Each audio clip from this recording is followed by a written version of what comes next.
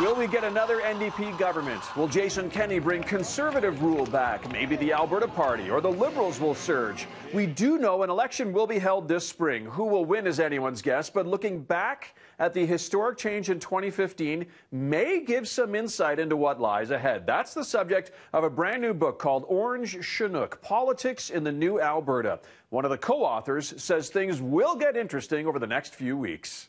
We needed to put into context the 2015 election. The PCs were defeated after 44 years. That in itself is a story.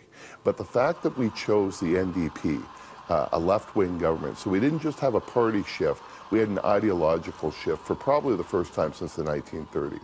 That, obviously warrants an investigation to see what happened.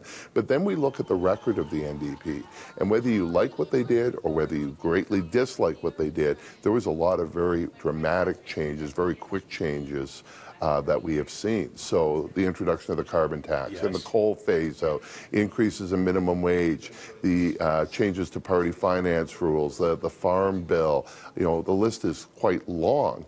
And it's probably the most dramatic set of changes since the first term of Ralph Klein in the early 1990s. So we wanted to explain that as well.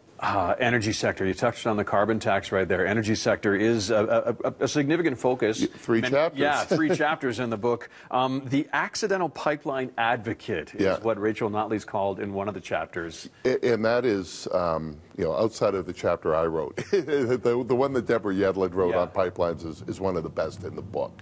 And the reason it's called the accidental pipeline advocate is she compares Rachel Notley's rhetoric when she was in opposition, which was very anti-pipeline, to what she did while in office, pressuring the federal government to purchase Trans Mountain, buying rail cars to get oil to market in the absence of pipelines, bringing in a carbon tax to get social license to build pipelines. There was a lot of activity around pipelines. Yeah, certainly a lot to cover when it comes to that. Your chapter, of course, the end of the conservative dynasty, the progressive conservative death of a dynasty. Yeah. We have a different conservative kind of faction right now, a merger of the Wild Rose and old PCs. Yeah. Do you think they're going to be successful?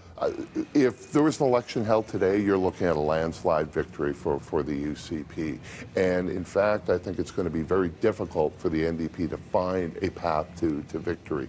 And the reason for that is with the merger, you don't see a vote split. So if the NDP do just as well as they did in 2015, which was 40% of the vote, they will lose the election, because that means the UCP will have 50 to 52% of the vote.